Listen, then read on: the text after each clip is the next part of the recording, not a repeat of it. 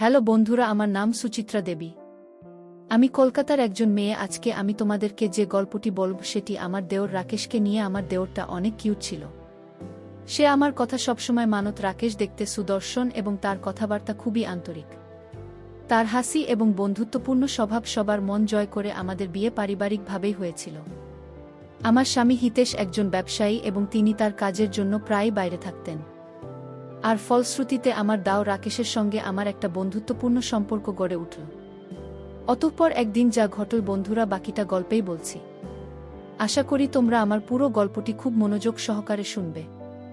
নিশ্চয়ই অনেক মজা পাবে। তাহলে চল বন্ধুরা, আর কথা না বাড়িয়ে মূল গল্পে চলে যায়। বন্ধুরা, আমার বিয়ের পর নতুন পরিবেশে এসে প্রথম একটু একা লাগলেও আমার শ্বশুরবাড়ির সবাই, বিশেষ করে রাকেশ, আমাকে খুব দ্রুত আপন করে নিয়েছিল।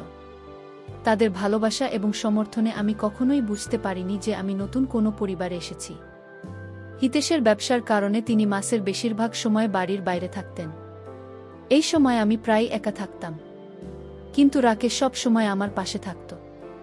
সে আমার সঙ্গে গল্প করত, আমার পছন্দের বিষয়গুলো নিয়ে আলোচনা করত, এমনকি মাঝে মধ্যে আমার জন্য আমার প্রিয় খাবারও নিয়ে আসত। তার এই বন্ধুত্বপূর্ণ আচরণ আমার মনকে সান্ত্বনা দিত। আমি তাকে আমার ছোট ভাইয়ের মতোই দেখতাম এবং তার প্রতি আমার স্নেহ ছিল অকৃত্রিম। আমাদের বয়সের পার্থক্য খুব বেশি ছিল না, মাত্র কয়েক বছরের। তাই আমাদের মধ্যে একটা সহজ এবং স্বাভাবিক বন্ধুত্ব গড়ে উঠেছে। আমরা একসঙ্গে সিনেমা দেখতাম, বই পড়তাম, এমনকি মাঝে মধ্যে রান্নাঘরে একসঙ্গে রান্নাও করতাম। আমাদের এই সম্পর্ককে ইতিবাচকভাবেই দেখতেন। তিনি বলতেন, যখন আমি বাড়িতে থাকি না, রাকেশ তোমার খেয়াল রাখে। এটা আমার জন্য অনেক স্বস্তির। তার কথায় আমারও মনে হতো আমাদের এই সম্পর্কে কোনো অস্বাভাবিকতা নেই।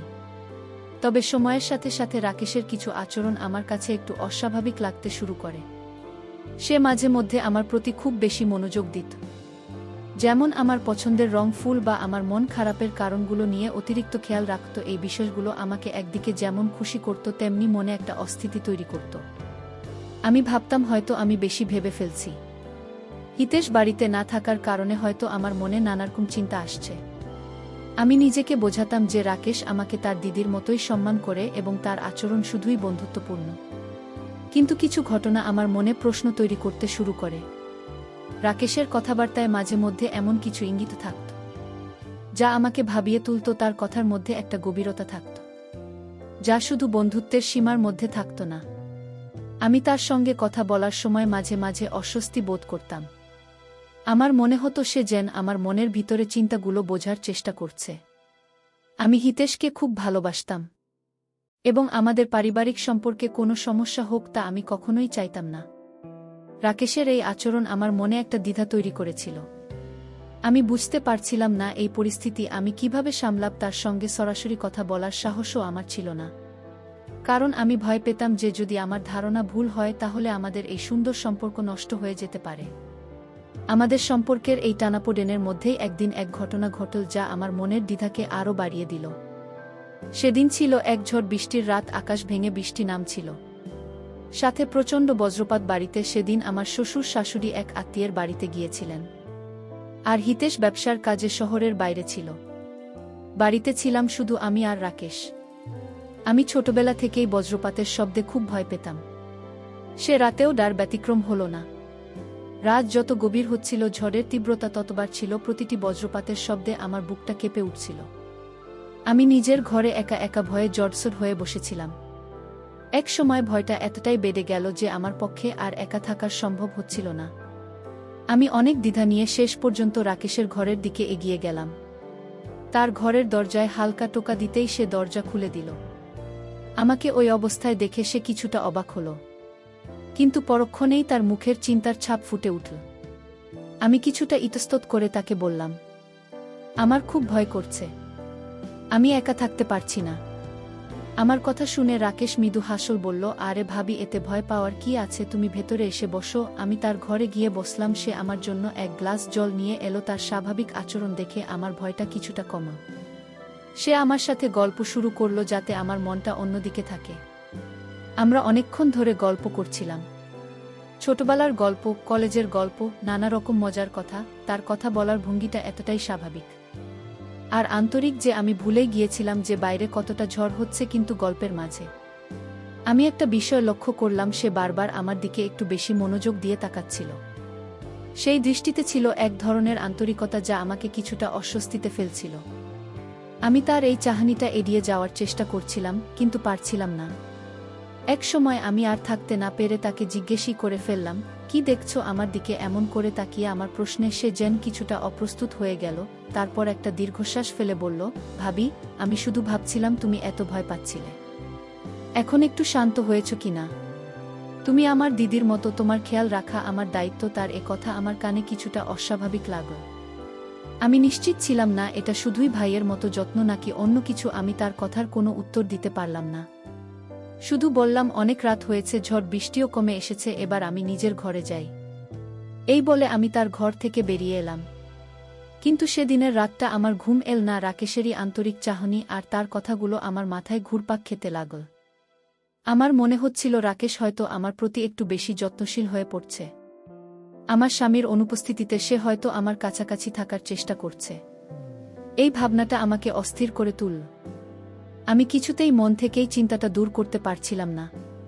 আমি কি তাহলে ভুল ভাবছি, নাকি আমার অনুমানই সত্যি? এই প্রশ্নগুলো আমাকে আরও বিভ্রান্ত করছিল। পরের দিন সকাল থেকে আমি রাকেশকে কিছুটা এড়িয়ে চলার চেষ্টা করতে লাগলাম। আমি চাইছিলাম না আমাদের মধ্যে এমন কোনো পরিস্থিতি তৈরি হোক যা আমাদের পারিবারিক সম্পর্কের পবিত্রতাকে নষ্ট করে দেয়া। কিন্তু রাকেশ যেন আমার এই পরিবর্তনটা বুঝতে পারল। সে বারবার আমার সাথে কথা বলার চেষ্টা করছিল, কিন্তু আমি কোনো না কোনো অজুহাতে তাকে এড়িয়ে যাচ্ছিলাম। আমার এই আচরণে সে যে কষ্ট পাচ্ছিল তা আমি তার মুখ দেখেই বুঝতে পারছিলাম, কিন্তু আমার আর কিছুই করার ছিল না। ঝড় বৃষ্টির রাতের সেই ঘটনার পর থেকে আমি ইচ্ছাকৃতভাবে রাকেশকে এড়িয়ে চলতে শুরু করি। আমি তার সাথে আগের মতো সহজভাবে কথা বলতে পারছিলাম না। আমার মনের ভেতর একটা অজানা অস্বস্তি কাজ করছিল। আমার মনে হচ্ছিল আমি যদি তার সাথে খুব বেশি ঘনিষ্ঠ হই তাহলে হয়তো পরিস্থিতি আমার নিয়ন্ত্রণের বাইরে চলে যাবে। আমি আমার স্বামী এবং আমার সংসারকে কোনোভাবেই ঝুঁকির মুখে ফেলতে চাইনি। তাই আমি নিজের চারপাশে একটা অদৃশ্য দূরত্ব তৈরি করে নিয়েছিলাম। আমার এই পরিবর্তনটা রাকেশের চোখ এড়ায়নি। সে হয়তো বুঝতে পারছিল যে আমি তাকে এড়িয়ে চলছি, কিন্তু তার কারণটা সে খুঁজে পাচ্ছিল না। সে বেশ কয়েকবার আমার সাথে একা কথা বলার চেষ্টা করেছে, আমার মন খারাপের কারণ জানতে চেয়েছে, কিন্তু আমি প্রতিবারই কোনো না কোনো অজুহাত দিয়ে তাকে এড়িয়ে গেছি। আমার এই ব্যবহারে সে যে কষ্ট পাচ্ছিল তা আমি তার ম্লান মুখটা দেখলেই বুঝতে পারতাম। আমারও খুব খারাপ লাগত, কিন্তু আমার কাছে আর কোনো উপায় ছিল না। একদিন সন্ধেবেলায় বাড়িতে আর কেউ ছিল না। আমি রান্নাঘরে রাতের খাবারের আয়োজন করছিলাম। হঠাৎ রাকেশ আমার পেছনে এসে দাঁড়াল। আমি তার উপস্থিতি টের পেয়ে কিছুটা চমকে উঠলাম। সে খুব শান্ত গলায় আমাকে বলল, ভাবি, তুমি কি আমার উপর কোনো কারণে রেগে আছো? তার সরাসরি প্রশ্নে আমি কি উত্তর দেবতা ভেবে পেলাম না। আমি বললাম, না তো, কেন এমন মনে হচ্ছে তোমার? সে একটা দীর্ঘশ্বাস ফেলে বলল, কয়েকদিন ধরে লক্ষ্য করছি তুমি আমার সাথে আগের মতো কথা বলছো না। আমি কি কোনো ভুল করেছি? যদি করে থাকি তাহলে দয়া করে আমাকে বলো। আমি তোমাকে কষ্ট দিতে চাই না। তার গলার স্বরে এতটাই আন্তরিকতা ছিল যে আমার মনটা নরম হয়ে গেল। আমি তার দিকে ফিরে তাকালাম। তার চোখে ছিল এক রাশ প্রশ্ন আর অভিমান। আমি নিজেকে সামলে নিয়ে বললাম, নারকেশ, তুমি কোনো ভুল করনি। আসলে আমার শরীরটা কয়েকদিন ধরে ভালো যাচ্ছে না, তাই হয়তো তোমার সাথে ঠিকমতো কথা বলতে পারছি না। আমার এই অজুহাত চাষে বিশ্বাস করল কিনা আমি জানি না, কিন্তু সে আর কিছু বলল না। শুধু বলল, নিজের শরীরের যত্ন নিয়ে কোনো কিছু প্রয়োজন হলে আমাকে ডাকতে দ্বিধা করো না। এই বলে সে নিজের ঘরের দিকে চলে গেল। তার চলে যাওয়ার দিকে তাকিয়ে আমার মনে একটা অপরাধবোধ জাগল। আমি বুঝতে পারছিলাম আমি একজন ভালো মানুষকে অকারণে কষ্ট দিচ্ছি, কিন্তু আমার মনের ভেতরের অস্বস্তি আমি কিছুতেই কাটিয়ে উঠতে পারছিলাম না। আমার মনে হচ্ছিল আমি যদি এখন খুব বেশি ঘনিষ্ঠ হয়ে পড়ি তাহলে হয়তো ভবিষ্যতে আমাকে এর জন্য পস্তাতে হবে। তাই আমি দেহ থাকার সিদ্ধান্ত নিলাম, কিন্তু পরিস্থিতি যেন আমার নিয়ন্ত্রণের বাইরে চলে যাচ্ছিল। রাকেশ আমার সাথে কথা বলার জন্য, আমার পাশে থাকার জন্য নতুন নতুন উপায় খুঁজে বের করতে লাগল। সে আমার পছন্দের বই কিনে আনত, আমার প্রিয় ব্যান্ডের গান ডাউনলোড করে পেন ড্রাইভ-এ ভরে দিত। এমনকি আমার বাগানের পরিচর্যাও সে নিজে থেকেই করত। তারই ছোট ছোট যত্নগুলো আমার মনকে স্পর্শ করলেও আমি বাইরে থেকে নিজেকে দূরে রাখতাম। আমার মনের মধ্যে এক অদ্ভুত দ্বন্দ্ব চলছিল।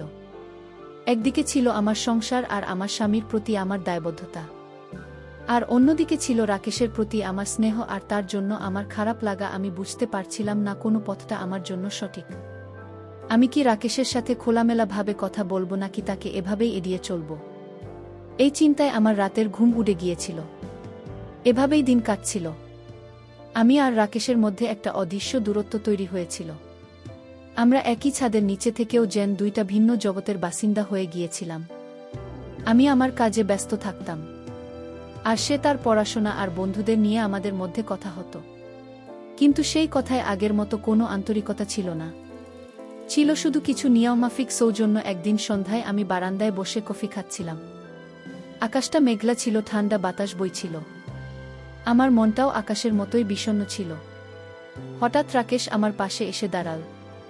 তার হাতে ছিল একটা সুন্দর রাপিং পেপারে মোড়ানো বাক্স। সে আমার দিকে বাক্সটা বাড়িয়ে দিয়ে বলল, ভাবি, তোমার জন্য। আমি অবাক হয়ে তার দিকে তাকালাম। বললাম, আমার জন্য? হঠাৎ কি উপলক্ষে? সে মৃদু হেসে বলল, কোনো উপলক্ষ নেই, এমনি তোমার মুখটা কয়েকদিন ধরে খুব ম্লান দেখছি। ভাবলাম এটা দেখলে হয়তো তোমার মনটা ভালো হয়ে যাবে। আমি তার হাত থেকে বাক্সটা নিলাম। রাপিং পেপারটা খুলতেই আমি অবাক হয়ে গেলাম। ভেতরে ছিল আমার সবচেয়ে পছন্দের ব্র্যান্ডের একটা পারফিউম। এই পারফিউমটা আমি অনেকদিন ধরে কিনব বলে ভাবছিলাম, কিন্তু কেনা হয়ে উঠছিল না। আমি অবাক হয়ে জিজ্ঞেস করলাম, তুমি কি করে জানলে যে এটা আমার পছন্দের? সে হাসল বলল, আমি তোমার পছন্দ সম্পর্কে অনেক কিছুই জানি ভাবি। তার এই কথাটা আমার মনে একটা অস্বস্তি তৈরি করল। তার মানে সে আমার প্রতি এতটা মনোযোগ দিচ্ছে, আমার পছন্দের বিষয়গুলো লক্ষ্য করছে। আমার মনের অস্বস্তি বাড়তে লাগল। আমি নিজেকে সামলে নিয়ে তাকে ধন্যবাদ জানালাম, কিন্তু রাকেশ সেখানেই থামল না। সে আমার দিকে তাকিয়ে বলল, ভাবি, তোমাকে এই উপহার দিলাম, বিনিময়ে তুমি আমাকে কিছু দেবে না? তারই কথায় আমার বুকের ভেতরটা ধড়াস করে উঠল। আমি কাঁপা গলায় বললাম, কি চাও তুমি? আমার মনে হচ্ছিল হয়তো সে এবার তার মনের কথাটা বলে ফেলবে। সে আমার চোখের দিকে তাকিয়ে বলল, চাইব একটা জিনিস একদিন, কিন্তু সেটা এখন বলছি না। তার এই কথায় আমার সারা শরীরে একটা অস্বস্তি ছড়িয়ে পড়ল। আমি কোনো কথা বলতে পারছিলাম না। সে আমার অবস্থাটা বুঝতে পারল হয়তো, তাই আর কিছু না বলে একটা মুচকি হাসি দিয়ে সেখান থেকে চলে গেল। তার চলে যাওয়ার পর আমি অনেকক্ষণ বারান্দায় একা বসে রইলাম। আমার হাতে ছিল সেই পারফিউমের বাক্সটা। আমার মনে হচ্ছিল এই পারফিউমটা যেন আমার জন্য একটা অস্বস্তির কারণ হয়ে দাঁড়িয়েছে। রাকেশকে আমাকে এই উপহারের মাধ্যমে তার যত্ন দেখাতে চাইছে, নাকি এর পেছনে অন্য কোনো উদ্দেশ্য আছে? আমার মনটা দ্বিধায় ভরে গেল। আমি সিদ্ধান্ত নিলাম, আমি হিতেশ ফিরলেই তাকে আমার মনের অস্বস্তির কথা খুলে বলবো। আমি আমার সম্মান এবং আমার সংসারকে কোনোভাবেই ঝুঁকির মুখে ফেলতে পারি না। রাকেশের এই আচরণে আমি এতটাই বিচলিত হয়ে পড়েছিলাম যে আমি তার সাথে আর আগের মতো স্বাভাবিক থাকতে পারছিলাম না। আমার মনে হচ্ছিল আমি এতদিন তার যত্নের আড়ালে তার আচরণে প্রকৃত অর্থ বুঝতে ভুল করেছি। সেই দিনের পর থেকে রাকেশের প্রতি আমার মনোভাব পুরোপুরি বদলে গেল। আমার মনের মধ্যে যেটুকু স্নেহ বা সহানুভূতি তার জন্য ছিল, তা পরিণত হলো অস্বস্তি আর দ্বিধায়। আমি তাকে দেখলেই অন্যদিকে মুখ ঘুরিয়ে নিতাম। তার সাথে কথা বলা তো দূরের কথা, আমি তার সঙ্গে একা থাকতে চাইতাম না। আমার এই আচরণে বাড়ির সবাই, বিশেষ করে আমার শ্বশুর শাশুড়ি, খুব অবাক হয়েছিলেন। তারা বেশ কয়েকবার আমাকে এর কারণ জিজ্ঞেস করেছিলেন, কিন্তু আমি তাদের কিছুই বলতে পারিনি। আমি শুধু হিতেশের ফিরে আসার অপেক্ষা করছিলাম। আমার মনে হচ্ছিল একমাত্র সেই আমাকে এই পরিস্থিতি থেকে উদ্ধার করতে পারে। আমি প্রতিদিন তাকে ফোন করতাম এবং সে কবে ফিরবে তা জিজ্ঞেস করতাম। আমার গলার স্বরের উদ্যন হয়তো সে বুঝতে পারত, তাই সে আমাকে বলতো যে সে খুব শিগগিরই তার কাজ শেষ করে ফিরে আসবে। তারই আশ্বাসটুকু নিয়েই আমি দিন গুনছিলাম। এদিকে রাকেশ যেন আরও বেশি যত্নশীল হয়ে উঠেছিল। সে আমাকে একা পাওয়ার জন্য নানা রকম সুযোগ খুঁজত। আমি রান্নাঘরে থাকলে সে সেখানে চলে আসত। আমি ছাদে গেলে সেও পিছু পিছু আসত। তার এই আচরণে আমার অস্বস্তি আরও বেড়ে যাচ্ছিল। আমার মনে হতো আমি যেন একটা কঠিন পরিস্থিতির মধ্যে আটকা পড়েছি। আমি সারাক্ষণ এক ধরনের উদ্বেগের মধ্যে থাকতাম। একদিন দুপুরে আমি নিজের ঘরে শুয়ে বই পড়ছিলাম। হঠাৎ দরজায় টোকা পড়ল। আমি দরজা খুলতেই দেখি রাকেশ দাঁড়িয়ে আছে, তার হাতে একটা প্লেটে কিছু খাবার।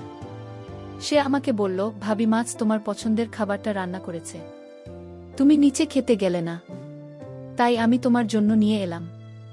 আমি তার হাত থেকে প্লেটটা নিতে চাইছিলাম না, কিন্তু সবার সামনে কোনো রকম অশান্তি সৃষ্টি করতে চাইনি বলে আমি বাধ্য হয়ে প্লেটটা নিলাম।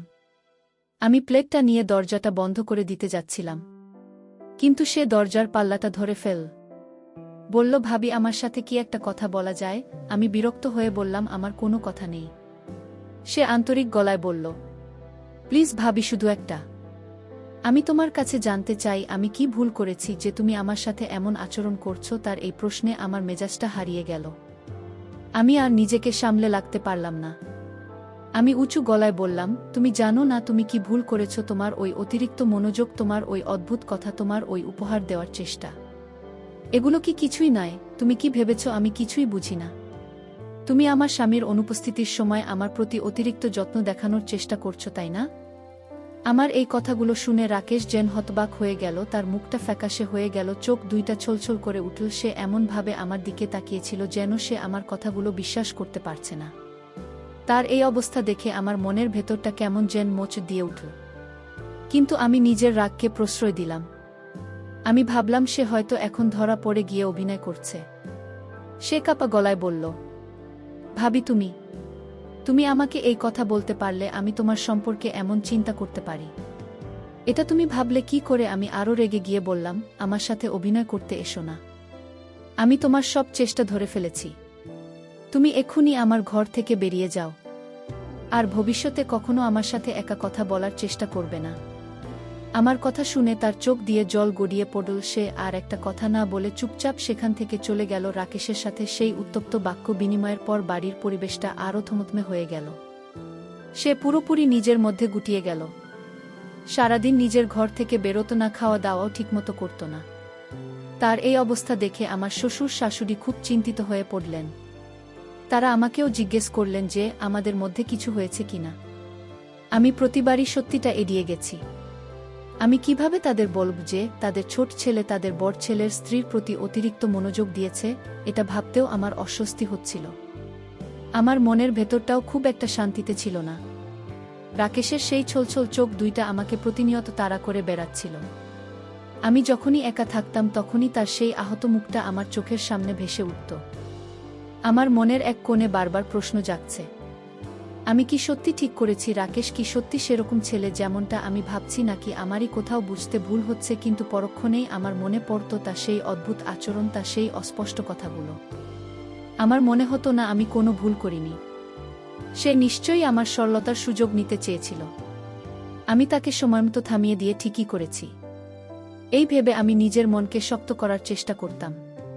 কিন্তু যতই চেষ্টা করতাম আমার মনের ভেতরকার অস্থিরতা ততই বাড়ত। এর কয়েকদিন পরেই হিতেশ বাড়ি ফিরে এল। তাকে দেখে আমি যেন হাঁফ ছেড়ে বাঁচলাম। আমার মনে হলো আমি এবার আমার সব সমস্যার কথা তাকে খুলে বলতে পারব। সে নিশ্চয়ই আমার পাশে থাকবে এবং আমাকে এই পরিস্থিতি থেকে বের করে আনবে। সেদিন রাতে সবাই ঘুমিয়ে পড়ার পর আমি হিতেশের সাথে কথা বলার সিদ্ধান্ত নিলাম। আমি তাকে সব কথা ভুলে বললাম। প্রথম থেকে শেষ পর্যন্ত কোনো কিছুই গোপন করিনি। আমি তাকে রাকেশের অদ্ভুত মনোযোগ, ঝড় বৃষ্টির রাতের ঘটনা, পারফিউম উপহার দেওয়া আর তার সেই অস্পষ্ট প্রতিশ্রুতির কথা সব কিছুই বললাম। আমি ভেবেছিলাম আমার কথা শুনে হিতেশ প্রচণ্ড রেগে যাবে এবং রাকেশকে হয়তো বাড়ি থেকেই বের করে দেবে। কিন্তু আমার কথা শোনার পর হিতেশের প্রতিক্রিয়া দেখে আমি অবাক হয়ে গেলাম। সে রেগে তো গেলই না, বরং তার মুখে ফুটে উঠল এক অদ্ভুত বিষণ্ণ হাসি। সে আমার হাতটা ধরে বলল, সুচিত্রা, তুমি আমার ভাইকে ভুল বুঝেছ, ও সেরকম ছেলেই নয়। আমি অবাক হয়ে বললাম, তার মানে তুমি বলতে চাইছো আমি মিথ্যা বলছি? হিতেশ বলল, না, তুমি মিথ্যা বলছো না। তুমি যা দেখেছ, যা অনুভব করেছ তা তোমার দৃষ্টিকোণ থেকে হয়তো ঠিক, কিন্তু আসল সত্যিটা তুমি জানো না। রাকেশের এই আচরণের পেছনে একটা কারণ আছে, একটা বড় কষ্ট লুকিয়ে আছে যাও কাউকে বলতে পারে না। আমি কিছুই বুঝতে পারছিলাম না। আমি জিজ্ঞাসু দৃষ্টিতে হিতেশের দিকে তাকিয়ে রইলাম। হিতেশ একটা দীর্ঘশ্বাস ফেলে বলতে শুরু করল, সুচিত্রা, রাকেশ যখন কলেজে পড়ত তখন ওর জীবনে একজন এসেছিল। মেয়েটির নাম ছিল অনন্যা। রাকেশ ওকে খুব ভালোবাসত, নিজের প্রাণের চেয়েও বেশি। নন্নাও ওকে ভালোবাসত, ওদের সম্পর্কটা খুব গভীর ছিল। আমরা সবাই জানতাম, এমনকি বাবা মাও ওদের বিয়েতে রাজি ছিলেন। এই কথাগুলো বলার সময় হিতেশের গলাটা ধরে আসছিল। সে একটু থেমে আবার বলল, সবকিছু ঠিকঠাকই চলছিল।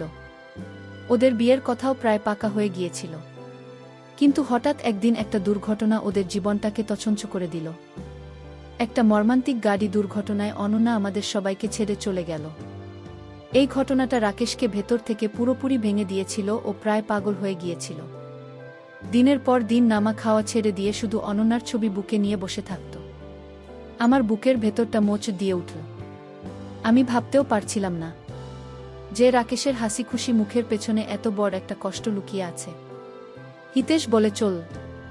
আমরা অনেক চেষ্টা করে ওকে স্বাভাবিক জীবনে ফিরিয়ে এনেছিলাম, কিন্তু ও আর আগের মতো হতে পারেনি। ওর হাসি, ওর মজা করা সবকিছু যেন ওই দুর্ঘটনার সাথেই হারিয়ে গিয়েছিল। ও নিজের মধ্যে একটা খোলস তৈরি করে নিয়েছিল, যার ভেতরে ও কাউকেই ঢুকতে দিত না। আমি রুদ্ধশ্বাসে শুনছিলাম। হিতেশ আমার দিকে তাকিয়ে বলল, তুমি কি জানো সুচিত্রা, ওই অনন্যা দেখতে কেমন ছিল? আমি না সূচক মাথা নাড়লাম। হিতেশ বলল, অবিশ্বাস্য হলেও সত্যি, অনন্যা দেখতে হুবহু তোমার মধ্যে ছিল। তোমাদের দুজনের মুখের আদল, চোখের চাহনি, এমনকি হাসির মধ্যেও অদ্ভুত মিল। আমি প্রথমবার তোমাকে যখন দেখেছিলাম আমিও চমকে গিয়েছিলাম। হিতেশীর এই কথায় আমার মাথাটা ভো ভো করতে লাগল। তাহলে কি এই কারণেই রাকেশ আমার দিকে অমন করে তাকিয়ে থাকত? এই কারণেই কি সে আমার এত যত্ন নিত? আমার মনে হচ্ছিল আমার পায়ের তলার মাটি সরে যাচ্ছে। আমি এতদিন ধরে কি ভুল করেছি? হিতেশ বলল, তুমি যখন আমাদের বাড়িতে প্রথম এলে তখন রাকেশ তোমাকে দেখে প্রথমে খুব অবাক হয়েছিল। তারপর থেকে ও তোমাকে এড়িয়ে চলত। হয়তো অনন্যার স্মৃতি ওকে কষ্ট দিত, কিন্তু ধীরে ধীরে ও তোমার মধ্যে অনন্যাকে খুঁজে পেতে শুরু করে। তোমার যত্ন, তোমার ভালোবাসা, তোমার স্নেহ সবকিছুই ওকে অনন্যার কথা মনে করিয়ে দিত। ও হয়তো তোমার মধ্যে ওর হারিয়ে যাওয়া স্মৃতি, ওর দিদির মতো একজনকে খুঁজে পেয়েছিল। আমার চোখ দিয়ে জল গড়িয়ে পড়ছিল। আমি বুঝতে পারছিলাম আমি কত বড় ভুল করেছি। যে ছেলেটা তার জীবনের সবচেয়ে বড় কষ্টটা লুকানোর জন্য আমার মধ্যে আশ্রয় খুঁজেছিল, আমি তাকে সন্দেহ করেছি, তাকেই অপমান করেছি। আমার নিজের প্রতি প্রচণ্ড অপরাধবোধ হচ্ছিল।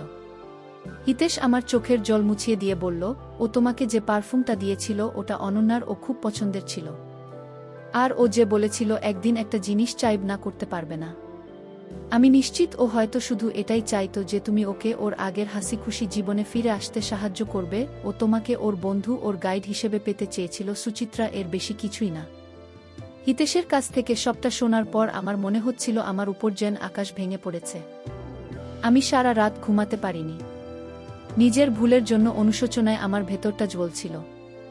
আমি একজন অসহায়, কষ্ট পাওয়া মানুষকে আরও কষ্ট দিয়েছি। তার আন্তরিক যত্নকে আমি আমার ভুল সন্দেহ দিয়ে অপমান করেছি।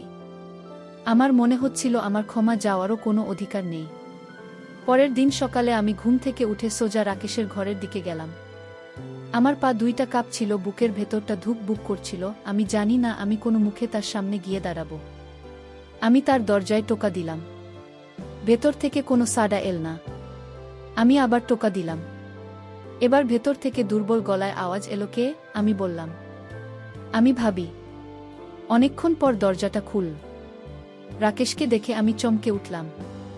মাত্র কয়েকদিনই ছেলেটা কি হয়ে গেছে? চোখের নিচে কালি, চুল উস্কো খুস্কো, মুখটা শুকিয়ে গেছে। আমাকে দেখে সে কোনো প্রতিক্রিয়া দেখাল না, শুধু দরজা দেখে সরে দাঁড়াল। আমি ভেতরে ঢুকলাম। ঘরটা ছিল অগোছালো, অন্ধকার। আমি ঘরের লাইটটা জ্বালিয়ে দিলাম। আমি তার সামনে গিয়ে দাঁড়ালাম। আমার গলা দিয়ে কোনো কথা বের হচ্ছিল না।